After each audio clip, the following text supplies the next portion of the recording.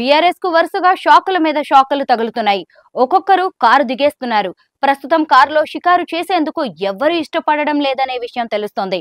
అందుకే మాజీ మంత్రుల నుంచి ఎమ్మెల్యేలు, ఎమ్మెల్సీలు ఒకరి తర్వాత మరొకరు కాంగ్రెస్ లో జాయిన్ అయిపోతున్నారు. రేవంత్ రెడ్డి గేట్స్ ఓపెన్ చేయడంతో హస్తం కండువా కప్పుకునేందుకు క్యూ కడుతున్నారు నేతలు. లోక్సభ ఎన్నికలకు ముందు కాంగ్రెస్ లోకి వలసలు జోరందుకున్నాయి. బీఆర్ఎస్ కు చెందిన కీలక నేతలు ఆ పార్టీకి గుడ్ బై చెప్పేస్తున్నారు.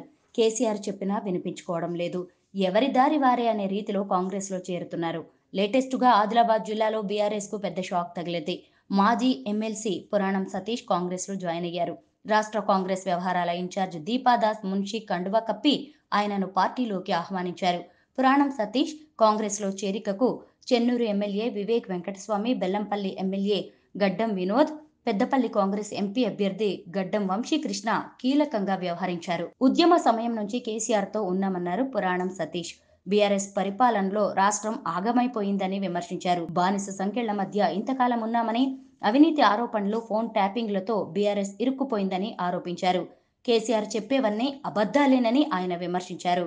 తెలంగాణ సంపదను దోచుకున్నారని చెప్పుకొచ్చారు. యాదాద్రిలో కూడా 400 కోట్ల స్కామ్ చేశారని ఆరోపించారు. రేవంత్ ఆధ్వర్యంలో రాష్ట్రం ముందుకు పోతుందని కొనియాడారు. 6 గ్యారంటీలతో ప్రజలకు సంక్షేమ పథకాలు అందిస్తున్నారని చెప్పుకొచ్చారు. తెలంగాణ ప్రజలను మోసం చేసింది కేటీఆర్, హరీష్ రావేనని ఆయన విమర్శించారు. అటు జీహెచ్ఎంసీ మేయర్ గద్వాల విజయలక్ష్మి కాంగ్రెస్ కండువా కప్పుకున్నారు. ఆమెకు దీపాదాస్ మున్షి కండువా కప్పి పార్టీలోకి ఆహ్వానించారు.